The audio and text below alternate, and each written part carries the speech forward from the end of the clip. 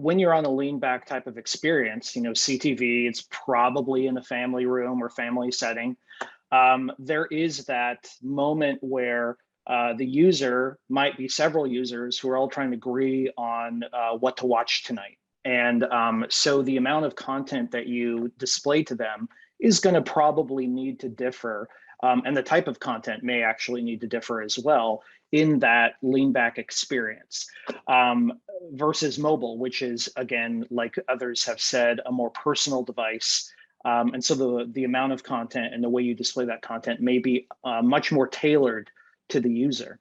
But something that I don't think any of us have covered is the actual expectations that people have, that users have from the interfaces that they're interacting with. Mobile, tablet, web, television, we all interact with these tools in different manners using different methodologies. On web, we generally are using a trackpad or a mouse cursor. On mobile and tablet, we're using our fingers. And then on TV, of course, we're using a very limited remote experience, except for in some cases where manufacturers have attempted to turn the remote into a mouse cursor. And don't get me started on that.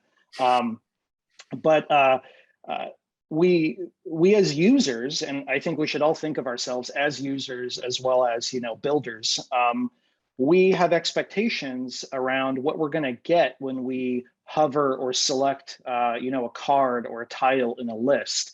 What's going to be on the other side of that? What's going to happen when we tap on it? Will it start playing the content? Will we be able to learn more? And I think that most platforms have tried to do a pretty good job in respecting users' expectations around how they interact with these with the content in these different environments. But the web, I think, has largely been an afterthought for a lot of people.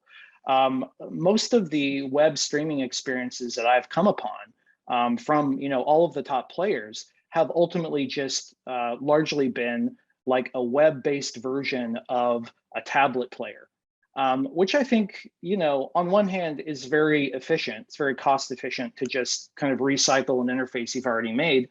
But at the same time, I think that we are, as an industry, not going above and beyond to leverage some of the unique capabilities of all of these different platforms and building something that is really above and beyond or extra delightful in the context of that platform. So going back to web, there's so much stuff, so much exciting stuff that we could be doing on the web that I think we as an industry are not yet doing.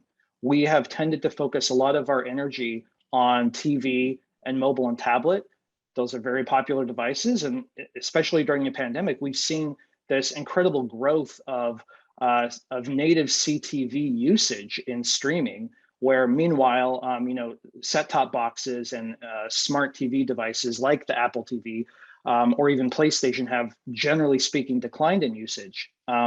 So a lot more people are coming to TVs. Makes sense to focus on TVs, but shouldn't we and can't we do something more interesting on the web? I think Ryan has an interesting point where, 4 years ago, if I was looking at web, you're kind of looking at it as, when is this going to die? When do I not have to worry about this anymore? But with the pandemic coming in, I think there's a lot more usage on web. People are probably watching TV while they're in conferences or while they're on meetings. It's a reality.